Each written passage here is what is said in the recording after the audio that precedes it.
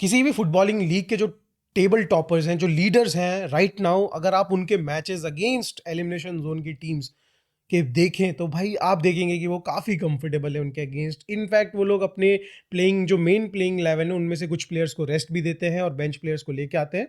और even though ये सब करने के बावजूद भी भाई वो गेम अच्छे कंफर्टेबल मार्जिन से जीत जाते हैं।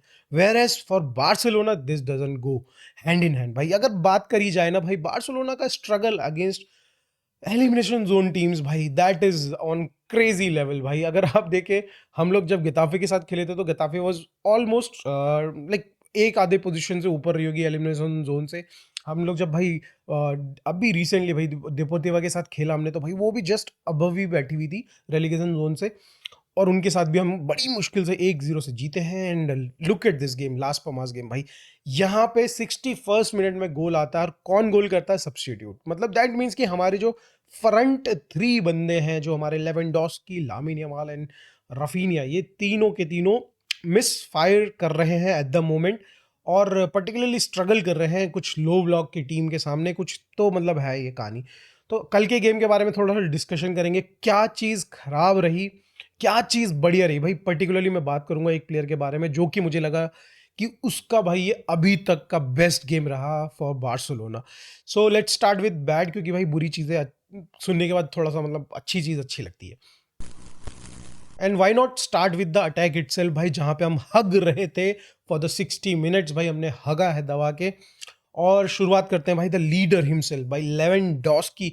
मुझे पर्सनली लगा था कि भाई लेवेंडोस्की का फॉर्म जो है वो डिप आएगा, ये पैच है जो गंदा पैच है भाई, ये चलेगा, थोड़े दिन चलेगा। मगर भाई दिन से महीने हो गए, महीनों से अब क्वार्टर हो चुका है भाई, दिसंबर से चल रहा है भाई, 9 जनवरी फरवरी। अब तुम भाई कितने दिन खींचोगे भाई इस फॉर्म को, इस घटिया फॉर्म को? गोल स्कोर नहीं हो रहे, टचेस बहुत ही वाहियात है। मतलब अगर आप देखो, फर्स्ट टच बहुत ही खराब होता जा रहा है लेवेंडोस्की का। एट द सेम टाइम जिस चीज़ के लिए भाई हम लोग उनकी तारीफें कर रहे थे कि भाई बढ़िया होल्ड अप प्ले करते हैं, जब इनकेस अकेले होते हैं, बॉल अटैक लेके जा रहे होते हैं, और हमें वेट करना होता है बाकी दो प्लेयर्स का, लामिन यमाल या फिर रफीना, और या फिर मिडफील्ड से कोई आ जाए, तो उस टाइम पे अच्छा करते हैं। बट कल के गेम में वो होल्ड अप प्ले भी बहुत बढ़िया नहीं था उनका, है ना, डेफिनेटली। तो टचेस बेकार हो गए भाई। उनकी पोजीशनिंग जो बहुत ही अच्छी पोजीशनिंग हुआ करती थी एक टाइम पे, कि उनको पता होता था कि बॉल कहाँ पे डालेंगे मेरे प्लेयर्स, वो पोजीशनिंग गलत रही है। कल के गेम में देखो 3 मिनट में चांस मिला था इनको, 3rd मिनट में चांस मिला था, फरमीन ने चांस बना के दिया।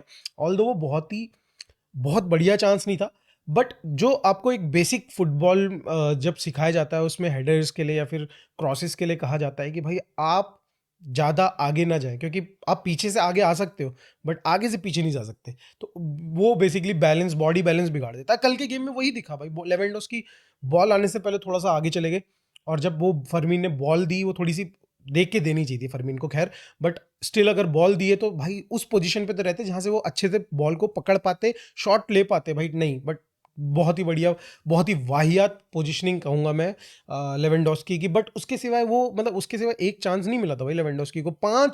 लगभग 4 से 5 चांसेस मिले हैं भाई लेवेंडोस्की को, जिसमें दो क्लियर चांसेस है जहां से बना सकते थे वो गोल। एक था हेडर, वो हेडर उन्होंने सीधा हाथ में मार दिया गोलकीपर के, थोड़ा मोड़ा तो ऊपर नीचे टेस्ट करते भाई। और इसके सिवाय एक मुझे लगा कि जहां से 100%, चलो 90% तो गोल मार ही देगा भाई लेवेंडोस्की, मगर वहां पे भी हक दिया भाई। आई थिंक वो एक बहुत ही क्लियर चांस था, और वो मुझे मतलब जो जो चांस लेवेंडोस्की ने वहां पे मिस किया ना भाई, मुझे लग रहा था भाई जिस तरीके से जो हमारी लास्ट पाल्मास जो थी भाई, वो अटैक बना रही थी, पेलने पे तैयार हो रही थी, बिल्कुल आतुर हो रही थी कि अभी मारूं तभी मारूं। मुझे लग रहा था कि भाई 1-1 हो जाएंगे भाई, और लेवेंडोस्की ने ये हगा है ना भाई, this will cost us the league. But भाई थैंकफुली भाई वो हुआ नहीं, उन्होंने गोल नहीं कर पाए। बट या लेवेंडोस्की वाज पिस पुअर। और अगर बात करी जाए रफीनिया की, तो Raphinha first half was very poor again भाई। उनको भी दो चांसेस मिले, दो हेडर मिले आई बिलीव सो, बहुत अच्छा नहीं कर पाए। और एट द सेम टाइम अगर लामिन की भी बात करी जाए, Lamine was like bit trying too much in first half, जो कि आजकल हमें स्टोरी हर तरफ दिख रही है कि भाई क्रिएटिविटी और ट्राइंग टू मच में भाई एक बहुत पतली लाइन है, ठीक है। क्रिएटिविटी जब सक्सेसफुल हो जाती है ना, तो वो क्रिएटिविटी कहलाती है भाई।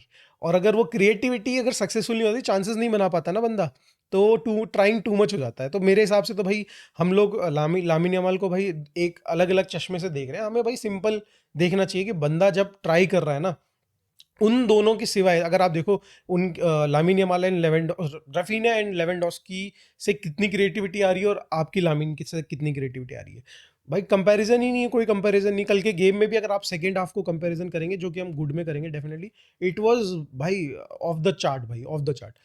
तो this is a bad thing from me. Again one more thing I need to add here कि भाई फर्मिन लोपेज का game after that red card, जो उनको 2 मैच का उनको बैन लगा जो भी है, या फिर 1 मैच का बैन लगा जो भी है, उसके बाद ये इनका पहला गेम था, और ये कुछ उसी तरीके का गेम था जब हमने फर्स्ट जो फर्मीन को वापस से रीइंट्रोड्यूस किया था बार्सिलोना में, आफ्टर लाइक उसकी जो इंजरी हुई थी उसके बाद जो आया था, तो काफ़ी मतलब ऑफ लग रहे थे। तो कल के गेम में फर्स्ट हाफ में ही उनको भाई सब्स्टिट्यूट, मतलब सेकेंड हाफ शुरू होते ही भाई सब्स्टिट्यूट कर दिया गया, जो क्योंकि भाई बहुत अच्छा खेल नहीं रहे थे। तो ओवरऑल ये 4 प्लेयर्स मेरे को फर्स्ट हाफ में भाई बिल्कुल इंप्रेस नहीं किए। बट इसके सिवाय द गुड पार्ट जिसके अभी हम बात करते हैं, उसमें भाई काफ़ी इम्प्रूवमेंट रही। भाई बात करी जाए लामिन यमाल से, तो लामिन यमाल आई थिंक मुझे लग रहा है most improved in the second half में। अगर बात करी जाए, बहुत कातिलाना चांसेस बनाए जा रहे थे, बार बार अटैक भी हो रहा था उन पे। एक फाउल हुआ जिसमें वो भाई रेफरी से पूछ रहे थे कि भाई तुमने इसको येलो कार्ड या फिर इवन फाउल क्यों नहीं कंसीडर किया। आई थिंक फाउल कंसिडर किया था बट येलो कार्ड नहीं दिया। तो रेफरी बोला हट साले भूतनी, निकल यहाँ से। बट इन दी एंड हमें वही उसकी जो इंस्टा स्टोरी है उससे पता चलता है कि भाई वो seriously that foul was yellow card वर्दी वन, बिकॉज भाई उसने लाल कर दिया था उसका पाँव, आप देख ही लो। तो लिटरली भाई इस तरीके की रेफरिंग भी हो रही थी कल के गेम में, जहाँ पे भाई जो रेफरी था उसने भाई आई थिंक 90th मिनट में भाई जाके येलो कार्ड निकाला भाई, वरना वो भाई कुछ भी कर लो तो मार काट दो, बट वो कुछ फाउल्स नहीं देने वाला था। एट द सेम टाइम भाई रफीनिया ने भी भाई काफ़ी अच्छा इंप्रूव किया। दोनों विंगर्स ने हमारे सेकेंड हाफ में भाई बहुत बढ़िया खेला। Raphinha by the end of the game right side में भी शिफ्ट हो गया वहाँ से।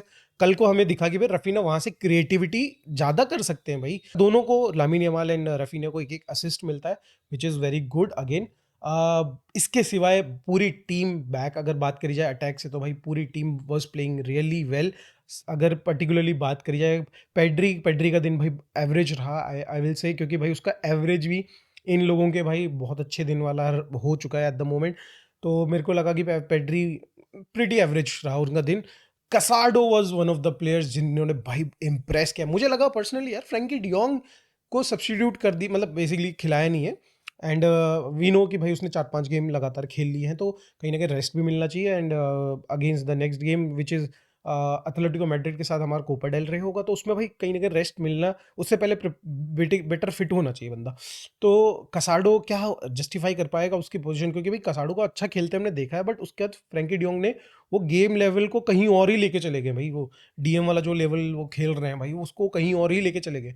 बट कसाडो आए, कसाडो ने भाई एक टेम्पलेट दिखाया कि भाई जो फ्रैंकी डियोंग जो टेम्पलेट जिस टेम्पलेट से खेल रहे थे, मैं भी कर सकता हूँ वो चीज़।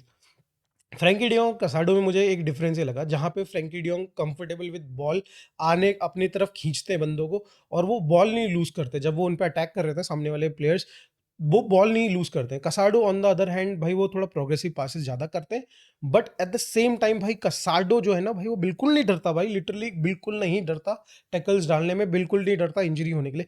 वहीं अगर बात करिए फ्रैंकी डियोंग, अभी भी मुझे लग रहा है वो थोड़ा सा इंजरी, वो चाहते हैं कि भैया अभी इंजरीज ना हो, तो वो टैकल्स थोड़े से वो उतने कंफर्टेबल नहीं है टैकल्स में।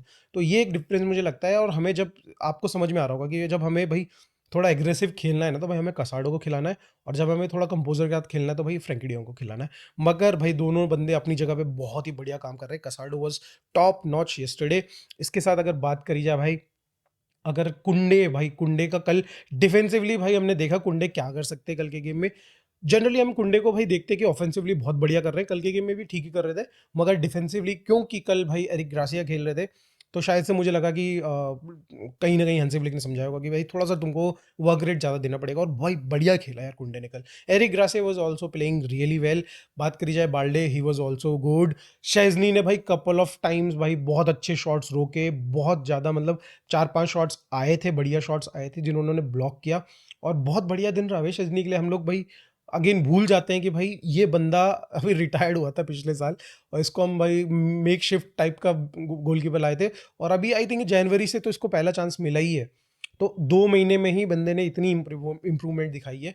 अब हमको यही लग रहा है, सीरियसली यही लग रहा है कि भाई after like ter Stegen this is the guy जो कि भाई सेकंड बेस्ट रहेगा और लेकिन सेकंड फिडल खेलेगा, मुझे ऐसा लग रहा है। We are going to lose भाई इनियागी पेनिया।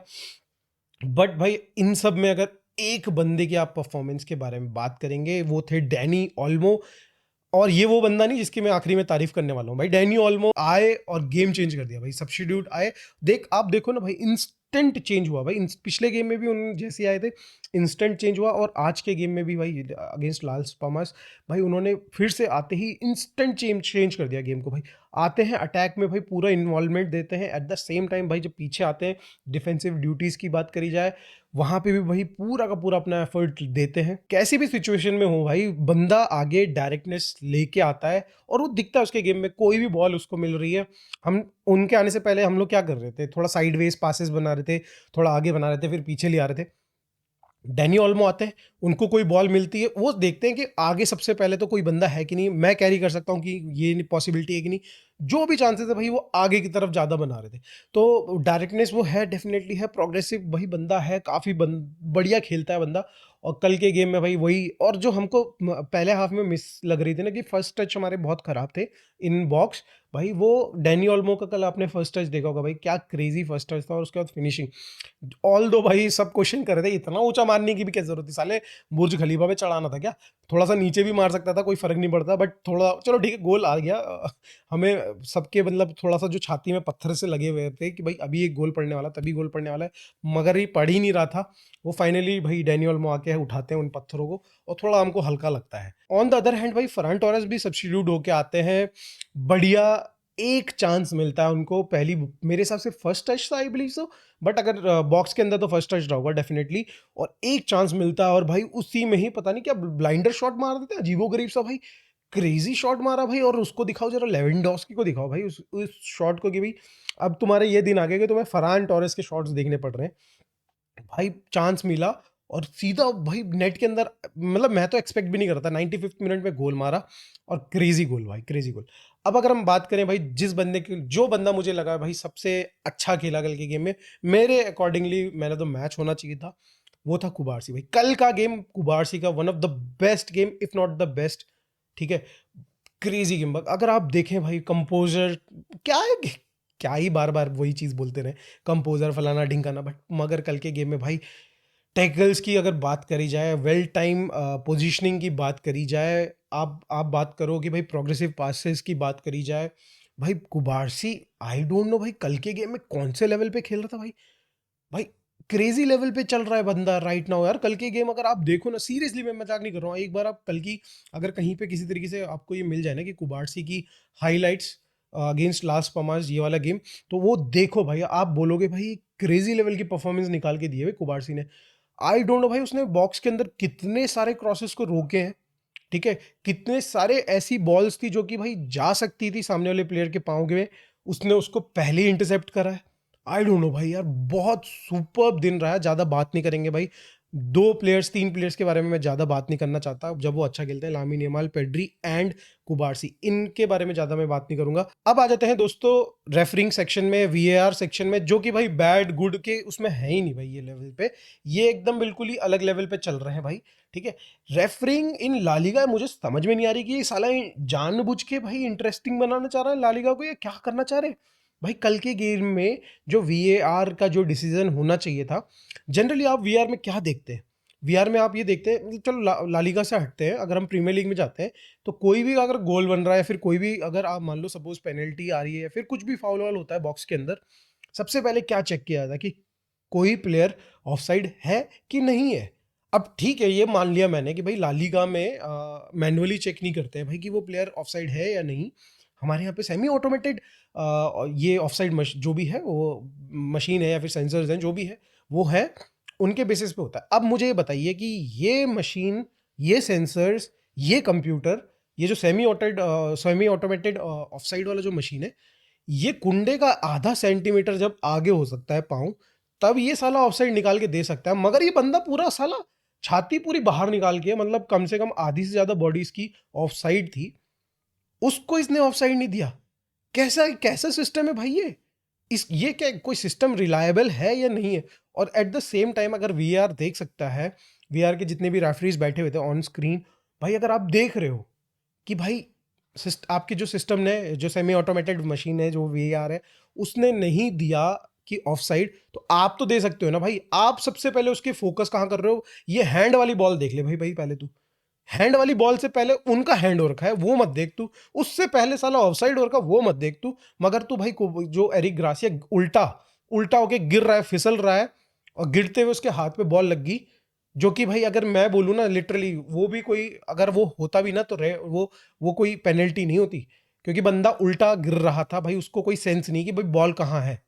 ठीक है, उस सिचुएशन में भी मेरे को नहीं लगता पेनल्टी होती, बट स्टिल उससे पहले की भी तो तुम सिचुएशंस देखो भाई ऑफ साइड, और उसके बाद मतलब लिटरली जब तुमने फ्रेम्स पे by frames 15 second, 20 second, 30 second पीछे गए, तब आपने भाई जब एक्चुअल रेफरी को दिखाया तो वो बोला भाई साले चमन चूसियो, ये तो भाई ऑफ साइड है, तुम कहाँ मुझे भाई तुम दिखा रहे हो हैंड। लिटरली भाई ये क्या घटिया रेफरिंग हो रही है। और मुझे लग रहा है कि भाई जानबूझकर भाई ये लालिगा को इंटरेस्टिंग बनाने के लिए ये सब अंटसंट काम चल रहे हैं यहाँ पे भाई। लिटरली भाई मुझे तो यही लग रहा है। एंड इन दी एंड एक और चीज मैं भाई पॉइंट करना चाहूंगा, जो कि मुझे लगी कि हंसी फ्लिक की तरफ से, ऑल्दो उन्होंने सब्स्टिट्यूशन बहुत सही करे, ऑल्मो का जो सब्स्टिट्यूशन था वो ऑन पॉइंट था और उसने गेम चेंज किया डेफिनेटली। सिमिलरली फरहान टोरेस भाई आए और हम लोग बोल रहे थे कि डालो फरहान टोरेस को, डालो डालो डालो, मगर डाल नहीं रहा था बंदा। मगर भाई लोगों इन सब को डालने का तो बात ठीक है, बट लामिन यमाल जो कि बंदा इंजर्ड सा दिख रहा है, थोड़ा लचक लचक के चल रहा है, और उसको भाई अगला गेम भी खेलना है भाई एथलेटिक के अगेंस्ट, भाई उसको सब्स्टिट्यूट क्यों नहीं कर रहे हो तुम? क्यों नहीं कर रहे हो? 72 मिनट पे भाई तुमको कर देना चाहिए था। मुझे तो लग रहा सबसे पहला सब्स्टिट्यूशन तुम्हारा होना चाहिए था पेड्री एंड लामिन यमाल, और भाई वो तुम वो नहीं कर रहे हो। तुम कहाँ वेट कर रहे हो 85th मिनट का भाई?